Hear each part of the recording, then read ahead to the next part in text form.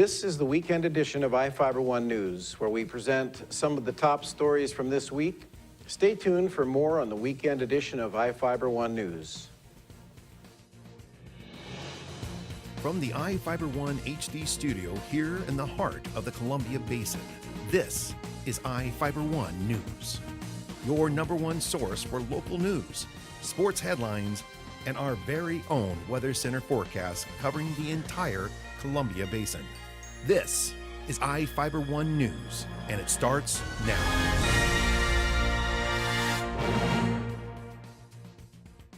One of our top stories for this week was the Seahawks rally that took place at Timeout Pizza in Ephrata. For iFIBER 1 News, here's Cody Johnson. I'm Cody Johnson with iFIBER 1, and I'm at Timeout Pizza here in Ephrata, Washington, one of just 12 rally points, I should say official Seahawk fan rally points. As you can see, the fans have already started to gear up for Saturday's big game. All right, I think I found one of the official fan tables here at Timeout Pizza. Why don't we go around the table here to us, tell us who you are and how long you've been a Seahawk fan. Carrie Mosier, and I'm a Seahawk fan because my team is home. Dick Mosier, Seahawks fan forever. All right, I'm here with former NFL offensive tackle Kasim Mitchell. It's crazy here tonight, and you've got a long line behind us waiting, people waiting for autographs. What's it like for you to be here for a rally point? You played for the Chicago Bears for a while. Yeah, I mean it's crazy. Like I might get in trouble for saying it, but I mean the way people support the Seahawks around here is ridiculous. And so after football, have you got into any kind of coaching or? I did. I'm from North Carolina, so I coached at my high school, and I'm hoping to get in a little coaching around here because we recently moved to the area. Or maybe we could work side by side. There we go. I'll be the short one if you don't. Right. Kind of like Rob and Big. I'm Rob. There we go. Young lady, what is your name? Julie Darrington. And are the Hawks going to win on Saturday? You bet. I'm with Lloyd Burleson, owner of Timeout Pizza, and one of the only 12 rally points for the Seattle Seahawks fans. Lloyd, this came together in a very unusual way. You're almost at capacity right now. It's not even 6 o'clock. But this actually started with a friend of yours, 10 or 15 years ago? Yeah, a buddy of mine, pretty famous guy for a Seahawk fan, kilt man, Neil Hart. He suggested us to some of the other rally people, and he comes over usually to go camping and stuff still, and he's a good friend, and thought it would be a good opportunity for us. All right, so the very important question, what's your prediction for Saturday's game? Well, I hope it's like the first time we meet the Saints and just dominate. And I think it will be closer, but I think we'll come out on top. From the official fan rally point here at Timeout Pizza, I'm Cody Johnson with iFIBER 1.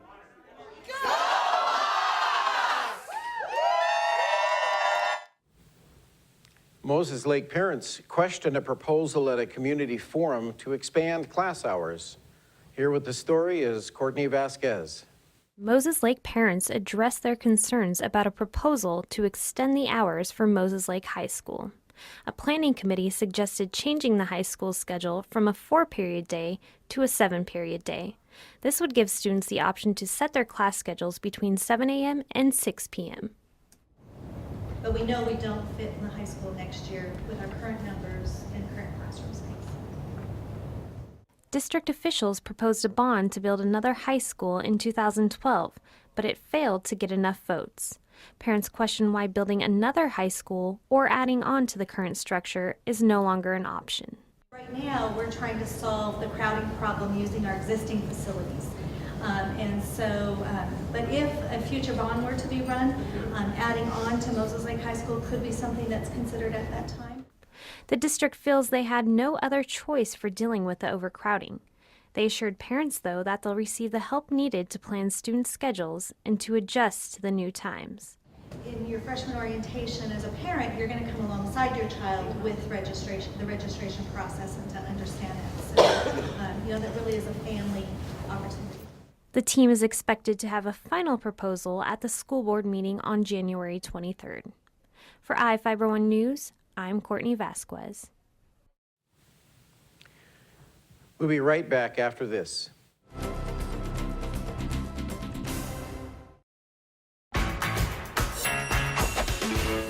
DQ $5 lunch.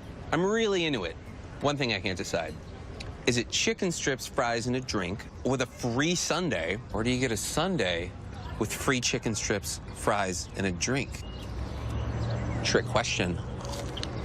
Both answers are correct. Exactly, Sam. It's Fanonomics. Entree, fries, drink, plus a sundae. The $5 lunch, only at your DQ.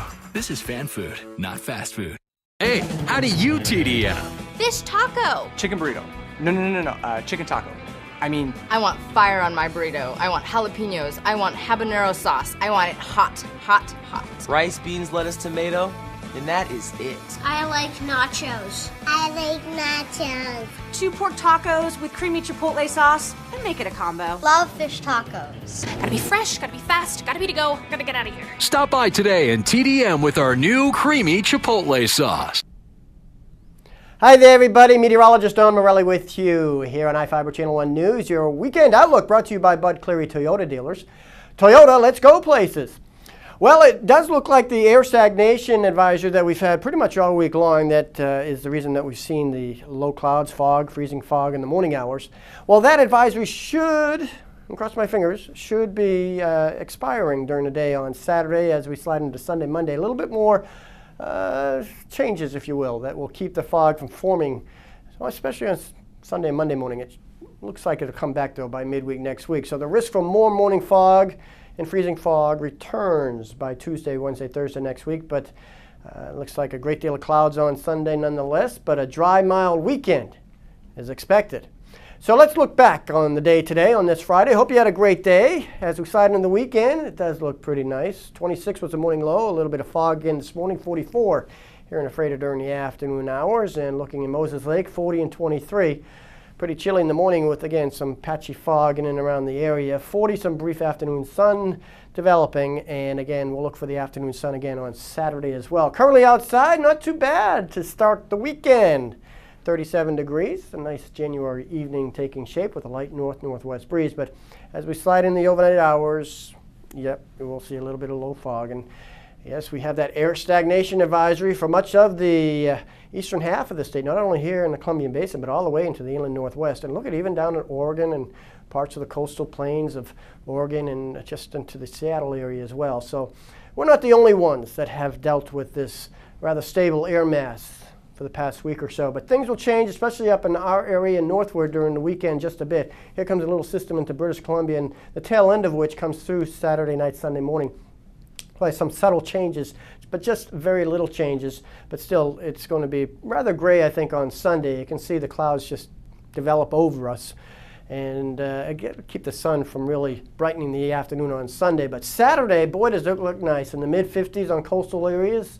After some morning fog again, and after some morning fog, we break into some sunshine during the afternoon. The inland northwest, lower to mid-40s, and that's pretty much where we will be as well, lower to mid-40s for the afternoon highs.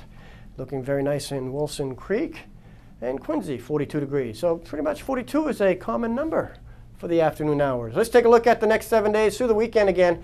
Considerable clouds around on Sunday, subtle changes, not as much fog in the morning hours Sunday, Monday, but then the fog redevelops in morning hours for the rest of the work week. But the big thing, mild temperatures. Well, sports is coming up next, so keep it here. Remember, our weather brought to you by Bud Cleary Toyota dealers.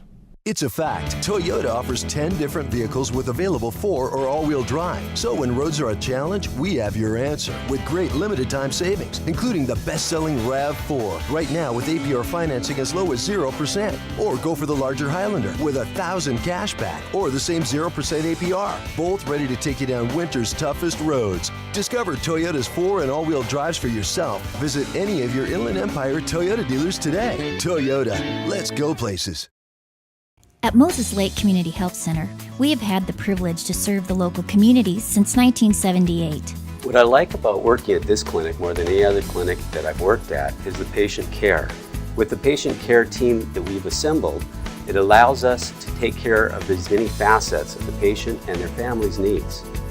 Please take the opportunity to experience the high-quality care provided at our clinics.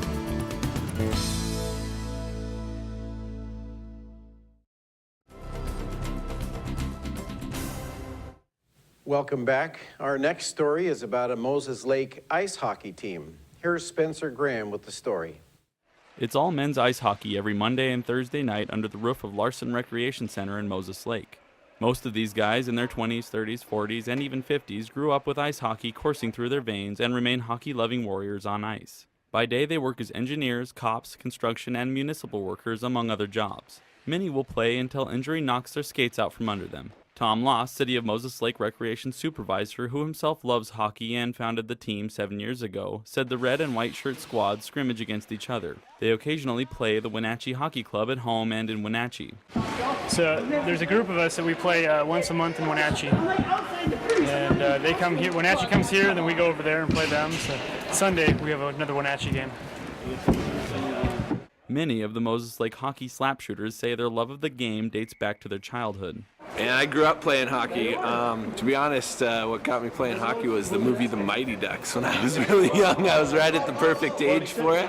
And I grew up in Montana, and we just started a hockey program where I was from in Montana. And I played it. I've played ever since I was about 8 years old. So played in college, I love playing. It's just a fun game you can play forever.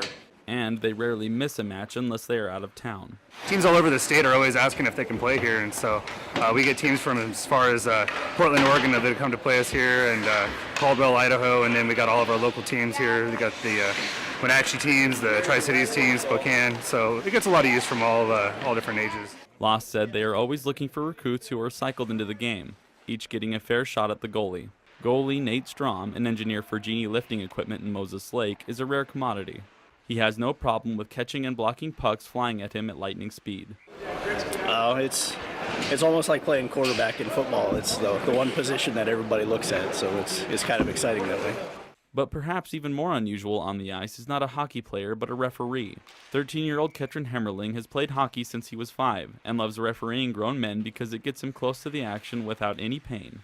I went to a ref clinic here in Moses Lake, and then I filled out the online course for USA Hockey, and I became a ref. Reffing, you don't actually have to hustle that much, so you don't get tired, and you don't get hit into the board, so it's not as painful. This is Spencer Graham reporting for Jeff Chu. We'll be right back.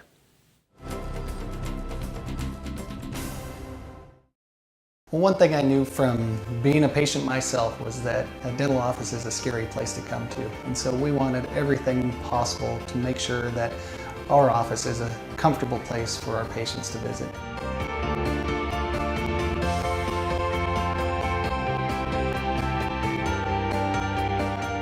The patients that I have, my clients, have made me a part of this community, and we want to give back in every way possible. My mom was never comfortable in any of her chairs.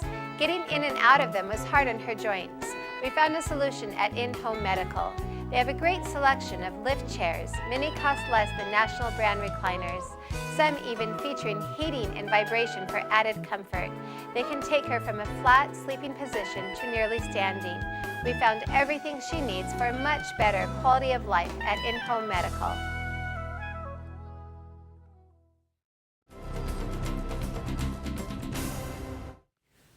Our next story is about a discovery in Quincy that dates back 100 years.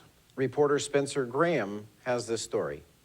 Quincy uncovers a piece of its past. 2 mysterious-looking Bibles were discovered in the Quincy Community Church, each one about 100 years old and each written in German. The Bibles are linked to Quincy's population of German immigrants and were discovered in an old hidden closet in the pastor's study after Flory Weber and Christine Hoyer were cleaning the church in preparation for its closing. Hoyer, a lifelong member of the church, said that the closet hadn't seen use for some time. And a room that we never really spent a lot of time in. Years ago we had classes there, but not anything anymore, and quite frankly I don't think the minister used it much either. But there are some bookshelves and things that are visible from the room, and then there's a little closet kind of behind those, behind a file cabinet and things. And Pastor Bob said that he never really had anything in there, never used it. It was kind of like for the robe that the pastors used to wear and various other things. Anyway, we just were snooping in there and thinking, yeah, most of the stuff we're gonna throw away. And then we saw these two, just the backs of them, looking a little bit like old dictionaries. And so we pulled them out, looked at them, and found that they were two more Bibles. Each of the books had been linked to their original location, one being from the Ebenezer Church, which was the sister church to the original German Lutheran Church, and the other from the Salem Congregational Church. Both were donated to the Ryman Simmons Museum and can be viewed by visitors. The books are in great condition for their age, even better than the previous English Bible donated to the museum already, which had seen much more use than the others considering that more people began to speak English rather than German in Quincy's early years. Each of these lucky finds represents a very important part of Quincy's unique history and what its early inhabitants experienced in a country completely new to them. It's just part of the history that we have. You know, it's the complexion of the town has changed so much over the years. There really aren't that many of the Germans left, and it's nice to have material pieces that address our history, and those were tough people back in those days. For them to stay here during that period, they had to be phenomenal. I mean, we are a bunch of wimps these days compared to what they were, and so it's just material evidence of their strength and their faith. For iFIBER 1 News, this is Spencer Graham reporting for Jeff Chu. We'll be right back.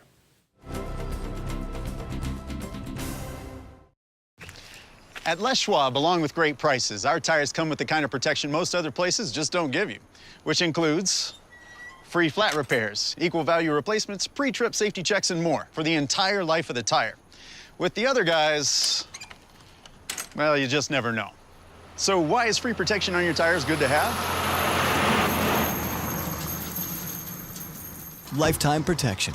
That's our best tire value promise. Les Schwab, doing the right thing since 1952. Let's go back to where better ingredients, better pizza first began. Road trip. Wow, 1984. Let's celebrate. Celebrate 30 years of Papa John's. Get a large one-topping pizza for just 30 cents when you buy any large pizza at regular menu price. 30-cent pizza. Now that's pretty cool. This looks cool. No, that's just wrong. Stick to better ingredients. Better pizza? Papa John's. Papa John's. Please.